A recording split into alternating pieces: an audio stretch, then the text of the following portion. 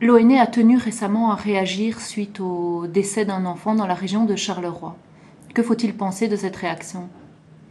Bien, écoutez, Initiative citoyenne est tout à fait abasourdie, effectivement, parce que la réponse de l'ONE prétend que pour la quasi-totalité du monde médical à l'échelle de la planète, il n'y a pas de complications graves des vaccins.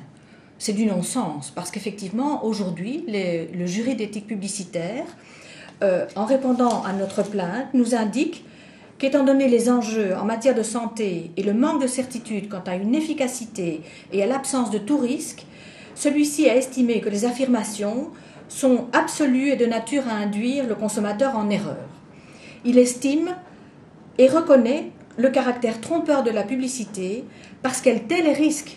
Alors, est-ce qu'il faudrait en déduire aujourd'hui que l'ONE, dans cette réponse, trompe aussi son public?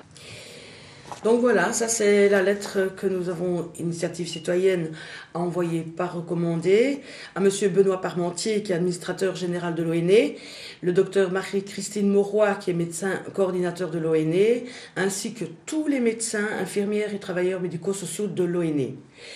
Donc pourquoi cette lettre avec 11 questions? Parce qu'il y a eu les déclarations de l'ONE puis à la presse, comme quoi il n'y a pas de complications graves de vaccin. Nous, on est complètement étonnés et c'est une affirmation qui nous semble grave parce qu'il y a eu plus de 1000 études scientifiques et c'est officiel, sur les échecs et risques graves des vaccins. Je vais vous donner quelques exemples de notre lettre.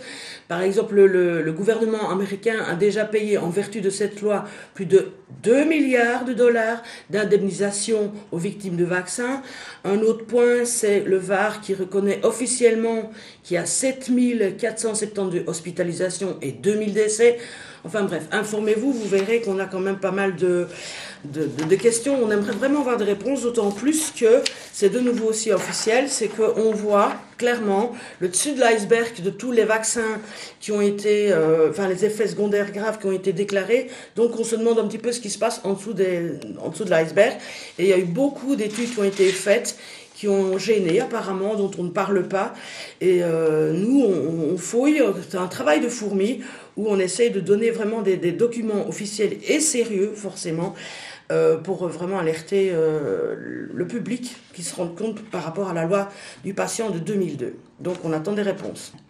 Si l'ONE ne répond pas à ces questions, alors nous leur demandons de cesser immédiatement d'exiger cette obligation vaccinale pour les enfants qui entrent dans les crèches. Il faut savoir que ces enfants reçoivent 8 vaccins avant l'âge de 3 ans et qu'effectivement, ça pose une grosse question.